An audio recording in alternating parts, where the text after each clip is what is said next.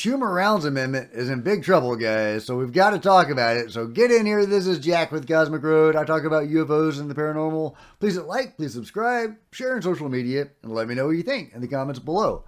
Oh yeah, and by the way, Ross Coulthart says this story is 100% accurate. An extremely powerful defense aerospace lobby is pushing key politicians in Congress to block the Schumer amendment in the NDAA. Not good, guys. Not good. Black Friday. And of course, this is Liberation Times. Black Friday, Republican leadership takes axe to UFO transparency legislation. Of course, by Christopher Sharp. Multiple sources have told Liberation Times that the Schumer-Rounds U.A.P. Disclosure Act is under severe threat from Republican leaders within the U.S. House and Senate. And of course, this is not a political issue. This isn't partisan. Our best allies for UFO disclosure in Congress lately have been Republicans. But it is what it is. Liberation Times has learned that this week, two influential Republicans, namely Mike Rogers, chair of the House Armed Services Committee, and Representative Mike Turner, chair of the House Permanent Select Committee on Intelligence, have escalated their efforts to eliminate the U.A.P. Disclosure Act from the National Defense Authorization Act.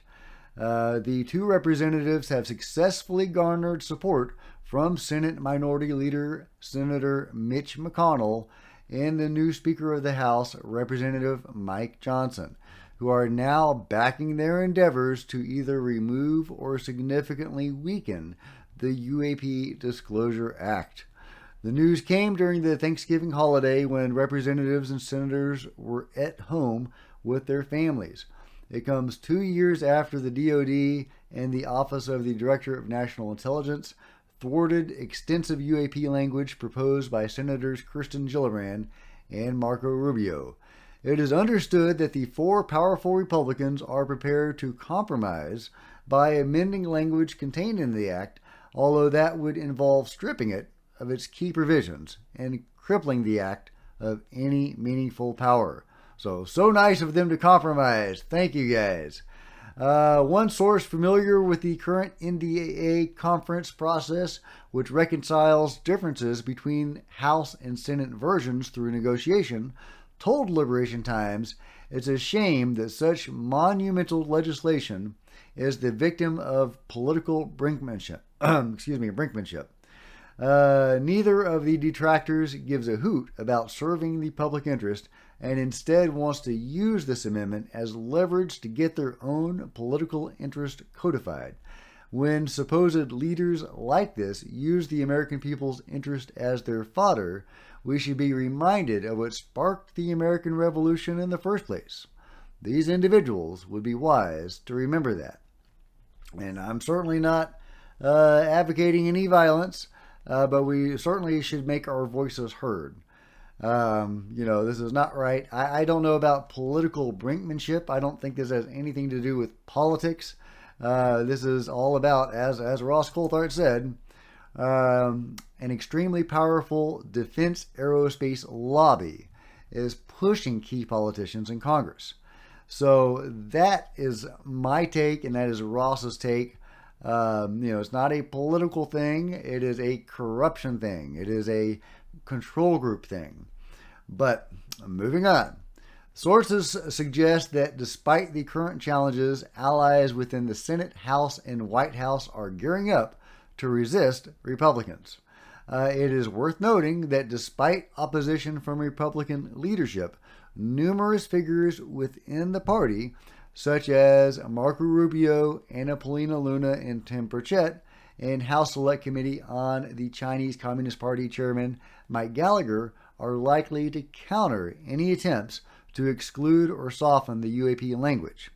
So again, not a partisan thing. This is, the establishment versus the anti-establishment. Additionally, Liberation Times sources indicate that President Biden's National Security Advisor, Jake Sullivan, and Senior Presidential Advisor on Clean Energy Innovation, John Podesta, could lead White House efforts to resist Republican leadership's attempts against U.A.P. Disclosure Act. Yeah, and that's really interesting that the White House has become engaged in this. They seem to have become engaged during Balloongate when they had to scramble fighters for the first time ever over American soil to shoot down one or more objects, anomalous objects, and even in Canada.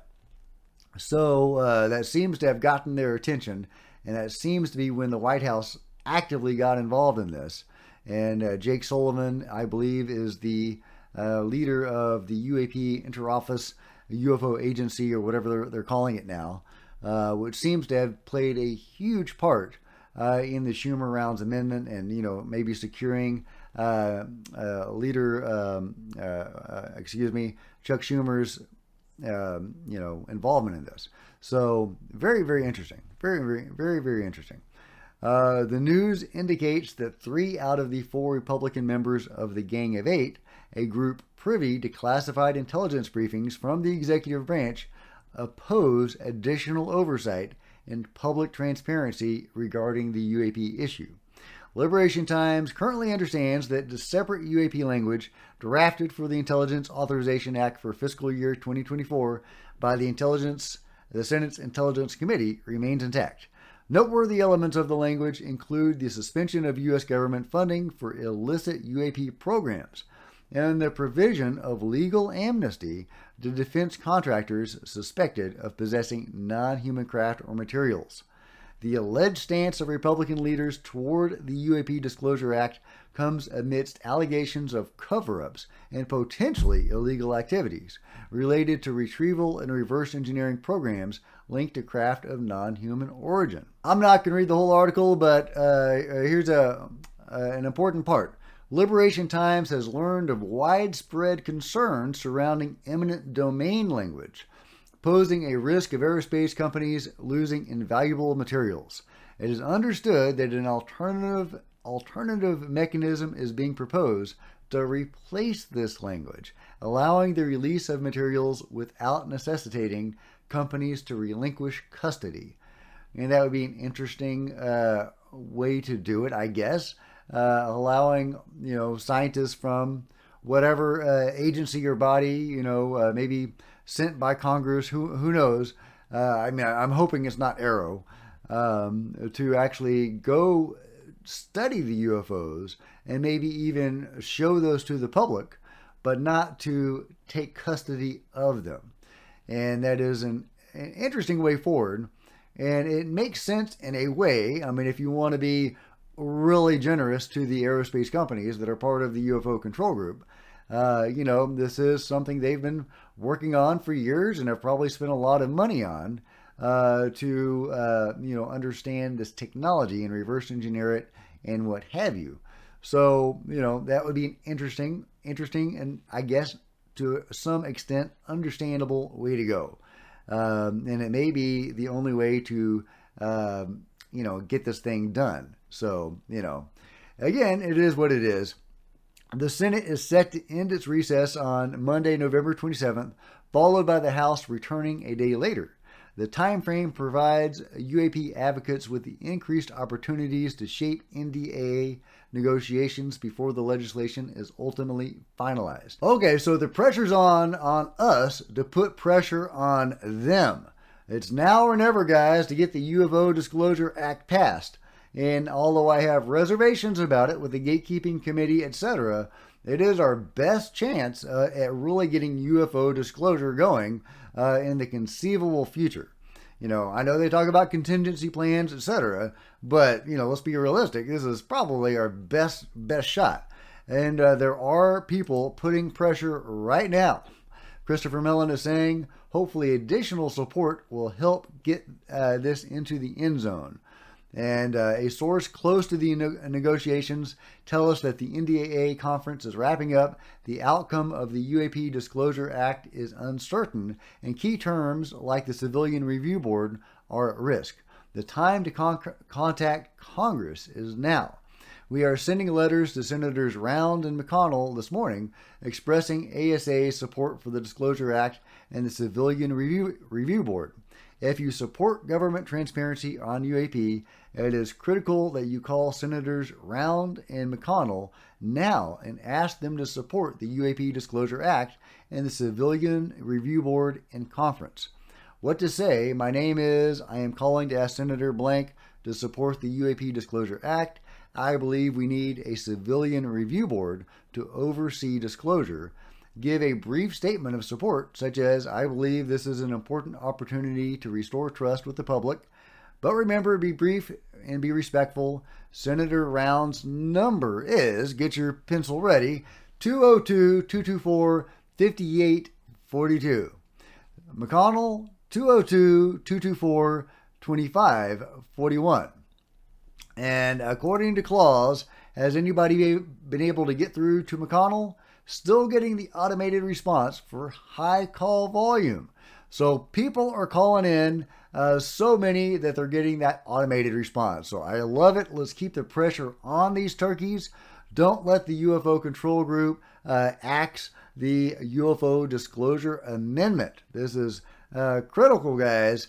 And, you know I sound a little rough right now. I didn't get a whole lot of sleep last night, and I am still suffering from this long-term congestion. Anyway, whatever. But this is important, guys. So let me know what you think about all this in the comments below. And if you've enjoyed this video, please give me a big thumbs up, smash the subscribe button and the bell to be notified of future videos. You don't want to miss a thing. Join me on social media. There's Facebook and Twitter links below. Love to see you guys there. If you wanted to support Cosmic Road in an even bigger way, please consider grabbing a coffee mug or a t-shirt. See the merch store below, or by becoming a channel member, because channel members are rock stars, and I really appreciate you guys' support. Thank you. Meanwhile, there are plenty of other videos to check out on the channel, and I'll see you guys next time. This is Jack with Cosmic Road, signing out.